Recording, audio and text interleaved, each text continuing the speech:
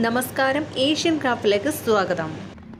ഭിന്നശേഷിക്കാരുടെ ഉന്നമനത്തിനായി പ്രവർത്തിക്കുന്നവർക്കുള്ള 2023 Helen Keller award കരസ്ഥമാക്കിയ മർക്കസ് പൂർവ്വ വിദ്യാർത്ഥി KKZ മർക്കസ് ആദരിച്ചു.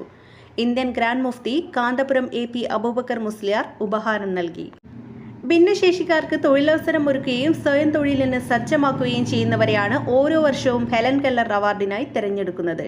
ഇന്ത്യയിലെ പ്രമുഖ ഭിന്നശേഷി സംഘടനയായ NCPEDയും ആഗോള സാങ്കേതിക സ്ഥാപനമായ LTI മൈൻഡ്ട്രീയും സംയുക്തമായി നൽകുന്ന അവാർഡിൽ ഭിന്നശേഷിക്കാരിലെ മാതൃകാ വ്യക്തിക്ക് നൽകുന്ന പുരസ്കാരമാണ് ഉമറുൽ ഫാറൂഖിനെ തേടിയെത്തിയത്.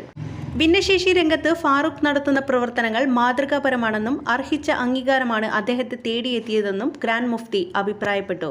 മർക്കസ് പൂർവ്വ വിദ്യാർത്ഥി എന്ന നിലയിൽ ഫാറൂഖിന്റെ ഈ നേട്ടം അഭിമാനകരമാണെന്നും അദ്ദേഹം പറഞ്ഞു.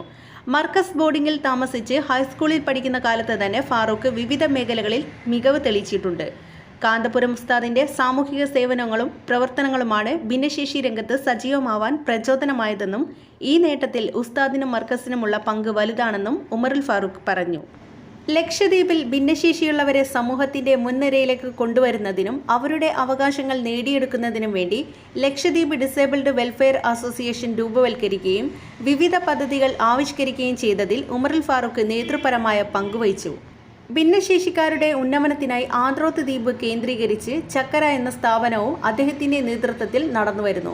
ഡിസംബർ 9 ഡൽഹിയിൽ നടന്ന ചടങ്ങിലാണ് ഫാറൂഖ് അവാർഡ് സ്വീകരിച്ചത്.